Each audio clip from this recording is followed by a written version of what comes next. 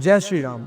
ये वीडियो हनुमान चालीसा के ऊपर एक डिटेल डॉक्यूमेंट्री स्टाइल वीडियो है जिसको हमने सभी फैक्ट्स को जानकर बनाया है और इस वीडियो को डिवाइड किया है हमने 5 चैप्टर्स में। इस सफर में हम जानेंगे इसका इतिहास, इसका रहस्य और इसकी शक्ति जो आज भी लोगों को बदल रहा है। ये सिर्फ एक मंत्र नहीं लेकिन एक अनुभव है और इस वीडियो का हर एक चैप्टर आपको उस अनुभव के बहुत करीब लेकर जाएगा। क्या कभी आपने इसके बारे में जानने का कोशिश भी की है? तो ये ना 40 वर्सेस में यानी कि 40 पंक्तियों में लिखा गया है जिसमें भगवान हनुमान की प्रशंसा यानी कि प्रेज होती है। ये लिखा है गोस्वामी तुलसीदास ने अवधी भाषा में, जो कि अवध की भाषा है। अब इसको लेकर ना बहुत सारी कहानियां हैं लेकिन जो सबसे माननीय और सबसे फेमस कहानी है वो आती है श्री रामचरितमानस से। और इस कहानी के अकॉर्डिंग तुलसीदास ना एक बहुत महान संत थे और वो जब भी चाहे भगवान श्री राम को प्रकट कर सकते थे। तो ये बात धीरे धीरे फैलने लगी और एक बार ये बात पता लग गई वहाँ के मुगल सल्तनत के राजा अकबर को। तो अकबर ने क्या किया, तुलसीदास को अपने कोर्ट पे बुलाया और उसको कहा कि अब यहाँ पर मेरे सामने श्री रामचंद्र भगवान को प्रकट करके दिखाओ। तो तुलसीदास ने बोला कि श्री रामचंद्र भगवान बल से प्रकट नहीं होते लेकिन वो प्रकट होते हैं भक्ति से, विनम्रता से और श्रद्धा से। तो अगर आपको प्रकट करने हैं ना श्री राम तो आप अपने अंदर भक्ति लेके आइए।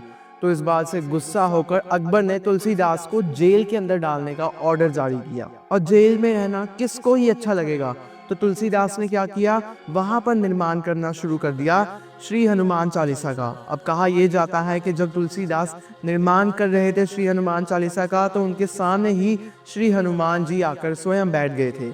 तो जब उन्होंने निर्माण किया तब उन्होंने 40 दिन तक मेडिटेट किया श्री हनुमान चालीसा के ऊपर। वो हो गया राम का वन में जाना, गजब वो हो गया। संग में लक्ष्मण वीर है उनके गए, साथ सीता का जाना, गजब वो हो गया। और 40 दिन बाद एक मिरेकल हो गया। मिरेकल के अकॉर्डिंग फतेहपुर सिकरी, जहां पर तुलसीदास जी को बंद किया हुआ था, वहां पर हजारों बंदरों ने आकर अटैक कर दिया और आतंक मचाने लग गए, जिससे कई लोगों को हानि हुई और बहुत सब कुछ डिस्ट्रॉय होने लगा। तभी अकबर डर गया और उसने अपने दरबारियों को बुलाया। तो उनमें से एक दरबारी ने उसको कहा कि ये बंदर ना श्री हनुमान के कारण आए हो सकते हैं और श्री हनुमान वही हैं जो श्री रामचंद्र भगवान के साथ में रहते हैं और तूने तुलसीदास जी को बंद किया हुआ है तो उनको छोड़ दे अकबर, नहीं तो और प्रॉब्लम क्रिएट हो सकती है। तभी जाकर तुलसीदास जी को जेल से बाहर निकालने का ऑर्डर जारी किया अकबर ने और वहां पर तुलसीदास जी ने इन्वोक की लॉर्ड हनुमान की पावर, प्रोटेक्शन और करेज को। लेकिन हनुमान चालीसा ना पहले ऐसा था नहीं जैसा हम आज पढ़ते हैं। जो हनुमान चालीसा पहले लिखा गया था वो था जय हनुमान ज्ञान गुण सागर से लेकर कीजे नाथ हृदय महाडेरा तक। लेकिन बाद में क्या हुआ, हनुमान जी ने बोला कि मैं खुद श्री रामचंद्र भगवान को मानता हूँ और उनका नाम सबसे पहले आना चाहिए। तो फिर तुलसीदास जी ने दोहा का निर्माण किया जो हम आज से स्टार्ट करते हैं, जो कि है श्री गुरु चरण सरोज रज, यानी कि जो भी मेरे गुरु हैं या गुरु तत्व हैं मैं उनके पैरों को प्रणाम करता हूँ और वहाँ की मिट्टी को अपने साथ रखता हूँ। श्री गुरु चरण सरोज रज निज मन मुकुर सुधारी, जो भी मेरा मन है यानी कि जो मेरी सोल है, मेरा माइंड है, वो एकदम मिरर की तरह क्लीन है। और उसके बाद बरनऊ रघुवर बिमल जसु जो दायक फलचारी, मैं भगवान श्री राम को अपने पास प्रणाम करता हूँ, उनको पुकारता हूँ और मैं उनकी शरण में जाता हूँ। और भगवान राम वही भगवान राम है जो कि 4 तरह के फल देते हैं, यानी कि वो 4 तरह की गुड डीड्स प्रोवाइड करते हैं। बुद्धिहीन तनु जानिके सुमिरो पवन कुमार, बल बुद्धि विद्या देहु मोहि हरहु कलेश विकार, यानी कि मेरे पास कोई बुद्धि नहीं है, मैं भगवान हनुमान को स्मरण करता हूँ, मैं उनको पुकारता हूँ। और उसके बाद हम बोलते हैं कि मुझे बल दीजिए, मुझे अपनी बुद्धि दीजिए और मुझे नॉलेज दीजिए और इस सब से जो भी मेरी लाइफ में कलेश है ना उनको खत्म कर दीजिए। और लास्ट में जो दोहा आता है पवन तनय, यानी कि पवन पुत्र हनुमान, संकट हरण, जो कि संकट को खत्म कर देते हैं। पवन तनय संकट हरण मंगल मूर्ति रूप, मंगल मूर्ति यानी कि जो खुद मंगल मूर्ति का रूप है। राम लखन सीता सहित हृदय बसहु सुरभूप, राम जी, लक्ष्मण जी और सीता माता के साथ मेरे दिल में बैठ जाइए। ये चैप्टर इस वीडियो का one of the most important chapter होने वाला है। इसमें हम बहुत डीप नॉलेज समझेंगे। सबसे पहले ये जानिए कि हनुमान एक उग्र देव हैं। उग्र देव वो देव होते हैं जिनमें strength and power comparing to other देवतास थोड़ी ज़्यादा होती है, जैसे कि माता काली, जैसे कि श्री भैरव और जैसे कि श्री हनुमान। तो हनुमान एक उग्र देवता में आते हैं। उसके बाद हमें समझना होगा कि सनातन धर्म के अकॉर्डिंग हमारे 14 रेल्म्स यानी कि 14 लोक होते हैं। उनमें से जो धरती है जिस पे हम रहते हैं वो एकदम सेंटर में आता है। इससे ऊपर जितने भी लोका हैं वो हायर रेल्म्स हैं जिनकी अलग अलग खूबियां हैं और वहाँ पर देवताज रहते हैं। और इनके नीचे वाले लोअर रेल्म्स आते हैं जहाँ पे दैत्याज, दानवाज और डीमंस रहते हैं, लेकिन उनकी भी अलग अलग खूबियाँ हैं। अब जो श्री हनुमान है उनको वरदान मिला हुआ है माता सीता से इमॉर्टैलिटी का, यानी कि वो समय के अंत तक जिंदा रहेंगे और एकदम धरती लोक पर रहेंगे। तो जब भी हम प्रार्थना करते हैं किसी भी देवता से तो श्री हनुमान ज़्यादा जल्दी सुनते हैं बाकी देवतास के अकॉर्डिंग, क्योंकि वो इसी लोक पर हैं, वो धरती पर ही हैं और इसीलिए वो ज़्यादा जल्दी सुनते हैं। अब जो हनुमान चालीसा है इसका रोल क्यों आता है, क्योंकि इसके अंदर कुछ वाइब्रेशंस हैं जो कि सीधा कनेक्ट करती हैं लॉर्ड हनुमान से। और साथ में ही ना इसकी स्टार्टिंग श्री राम की भक्ति से होती है, जिसकी वजह से श्री हनुमान ज़्यादा जल्दी सुनते हैं। ऐसा क्यों? क्योंकि श्री हनुमान बोलते हैं कि जब भी कोई श्री हनुमान को बुलाता है ना, उनकी प्रशंसा करता है, तो श्री हनुमान इतनी जल्दी नहीं आते।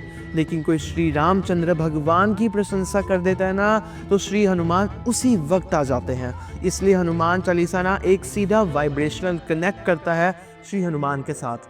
अब हनुमान तो एक उग्र देव हैं और उनके अंदर पावर ज़्यादा है, तो हनुमान चालीसा हर एज का व्यक्ति क्यों रीड करता है? क्योंकि कोई भी एज हो, आपको जीने के लिए ना एक शक्ति चाहिए, एक पावर चाहिए, जो कि आपको हनुमान से मिलती है। जैसे कि जो भी शक्ति है ना इस वर्ल्ड में, वो ना मारूट्स के द्वारा चलती है। Marut is like a small atom like structure जो कि बहुत ज़्यादा पावर होल्ड करते हैं, यानी कि जो भी एनर्जी होती है ना वो मारूट्स के अंदर होती है। अब हम जानते हैं कि हनुमान को मारुति कहा जाता है, यानी कि जो मारूट्स की सोल है ना वो श्री हनुमान है। तो जब भी हमारी बॉडी को एनर्जी चाहिए कोई भी काम करने के लिए, कोई भी शक्ति चाहिए, वो डायरेक्टली मारूट्स के थ्रू आती है। और जब हम सीधा मारुति से कनेक्ट करते हैं यानी कि श्री हनुमान से कनेक्ट करते हैं, तो हमारे अंदर एकदम से बहुत सारी एनर्जी आती है। और उनकी खूबी ये है कि जब भी वो हमारे पास से भी निकल जाए ना, तो वो हमारे अंदर बहुत सारी एनर्जी छोड़ के जाएंगे, इसलिए उनको मारुति कहा जाता है। लेकिन आप एनर्जी को बहुत जल्दी सस्टेन नहीं कर सकते, एनर्जी भी बहुत डिफ़िकल्टी से हैंडल होती है, इसलिए हम हनुमान चालीसा को पढ़ते हैं। हनुमान चालीसा एक ऐसा वे है पढ़ने का जिसके थ्रू ना हम बहुत सेफली और बहुत ईजीली ना मारूट्स की एनर्जी को अपने अंदर ले सकते हैं और अपनी शक्ति को बढ़ा सकते हैं हमारे अलग कामों के लिए। विज्ञान भी अभी बहुत ज़्यादा रिसर्च कर रहा है, लेकिन विज्ञान इतनी आगे नहीं आ पाया है जितना उसको होना चाहिए। विज्ञान के भी पढ़े बहुत कुछ है, लेकिन स्टिल मैं आपको वो चीज़ें अभी बताऊंगा, वो फैक्ट्स चेक नॉलेज बताऊंगा जो कि विज्ञान यानी कि साइंस के थ्रू पता लग पाई हैं कि हनुमान चालीसा के कितने सारे बेनिफिट्स हैं। सबसे पहले हनुमान चालीसा को चांटिंग करने से हमारे अंदर ब्रेन के अंदर और बॉडी के अंदर एक वाइब्रेशन फ्रीक्वेंसी इंक्रीज होती है 528 हर्ट्ज़ की।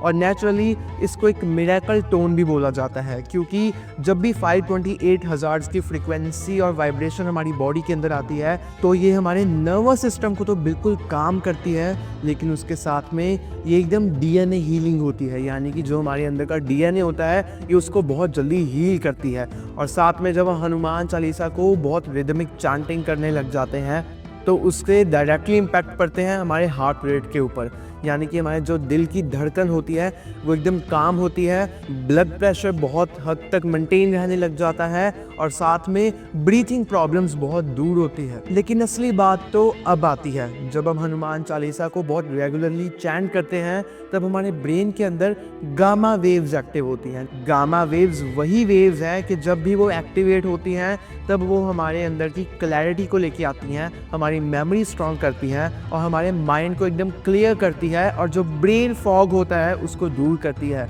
इसलिए सनातन धर्म में बच्चे को बोला जाता है कि इसको हनुमान चालीसा सिखाइए। क्योंकि जब वो रीड करना स्टार्ट करेगा तो उसके अंदर गामा वेव्स एक्टिवेट होंगी और ब्रेन फॉग बिल्कुल दूर रहेगा, जिससे वो फिजिकली तो बेटरमेंट रहेगी उसकी मेंटली भी बेटरमेंट रहेगी। और ये सब हेल्प करता है हमारी मेमोरी को इंक्रीज करने में, हमारे अंदर के कॉर्टिसोल लेवल्स को मेंटेन करने में, जो कि स्ट्रेस हार्मोन को इंक्रीज करते हैं, और साथ में ये एक्टिवेट करता है हमारी बॉडी के चक्रास को। और जब हमारे चक्रास एक्टिवेट होते हैं बॉडी के, तो हमारी लाइफ एक बहुत ज़्यादा ग्रोथ की तरफ जाती है।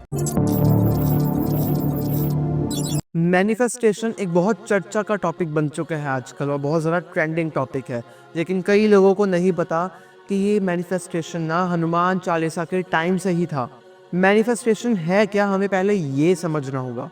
तो मैनिफेस्टेशन है कि अपने थॉट्स को, अपने जो हमारे विचार होते हैं, उनको एक रियलिटी देना, उनको एक रियल लाइफ प्रोवाइड कर देना।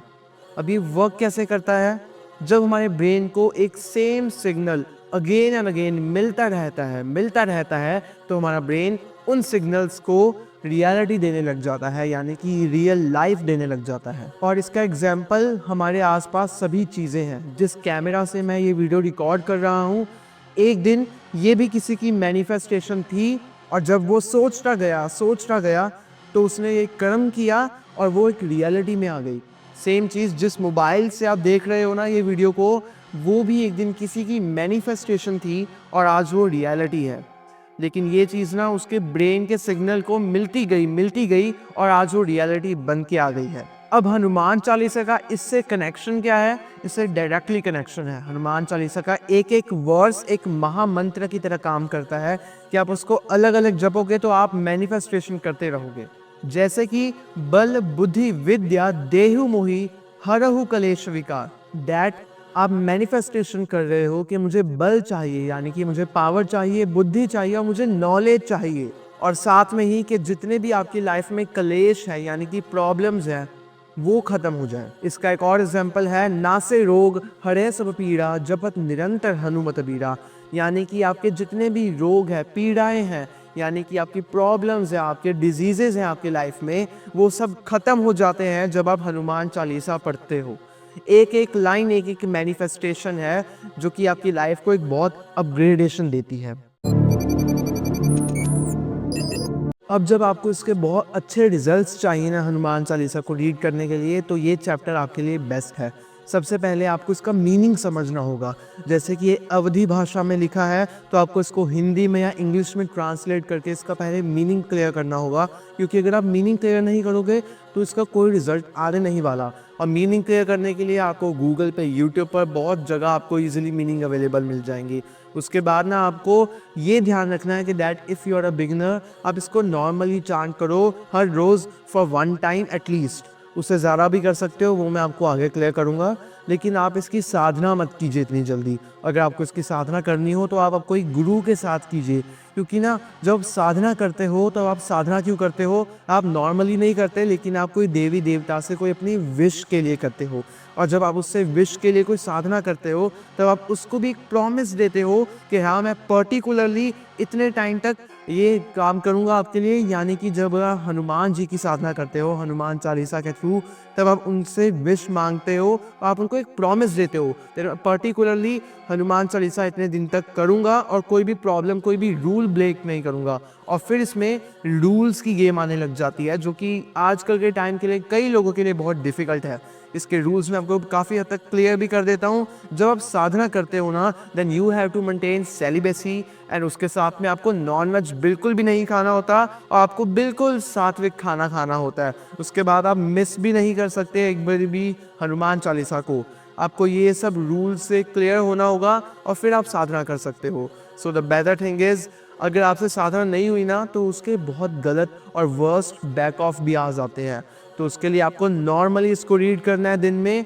आप साथ में क्या कर सकते हो, आपको एक दिया लाइट करना होता है और साथ में आप थोड़ा बहुत प्रसाद भी हनुमान जी को दे सकते हो, यानी कि 50 या लड्डू का, और ये थोड़ी ज़्यादा पावर इंक्रीज़ कर देगा। अगर आपको बहुत पावर चाहिए ना और मारूट्स की हनुमान चालीसा के थ्रू, तब आपको करना क्या होगा, आप ज़्यादा टाइम तक रीड कर सकते हो, यानी कि आप एक के बजाय 3 बार रीड कर सकते हो, या 5 टाइम्स या 7 टाइम्स। लेकिन आपको दिमाग में ये चीज़ रखनी है कि आपको इसको इवन नंबर के टाइम्स पर रीड नहीं करना, यानी कि 2 बार, 4 बार या 6 बार, लेकिन आपको इसको ऑड नंबर के टाइम्स पे रीड करना है। ये भी एक रूल होता है, जैसे कि आप इसको 3 टाइम्स करोगे, 5 टाइम्स करोगे या 7 टाइम्स करोगे। और जब आपने इतने हनुमान चालीसा किए तब आपको थोड़ी पावर इंक्रीज मिल जाएगी। लेकिन हाँ, आपको एक पैरट की तरह बस बोलते नहीं रहना, लेकिन आपको इसको समझ कर और अच्छे से रीड करना है। एक दुनिया जिसमें सिर्फ शोर है, उसमें ये 40 वर्सेस एक पीसफुल साइलेंस बन सकते हैं। ये एक वेपन, एक रिमाइंडर और एक रास्ता है डिवोशन, डिसिप्लिन और डिवाइन तक जाने का। आई होप आपको ये वीडियो पसंद आई हो। Do give it a like and subscribe our channel.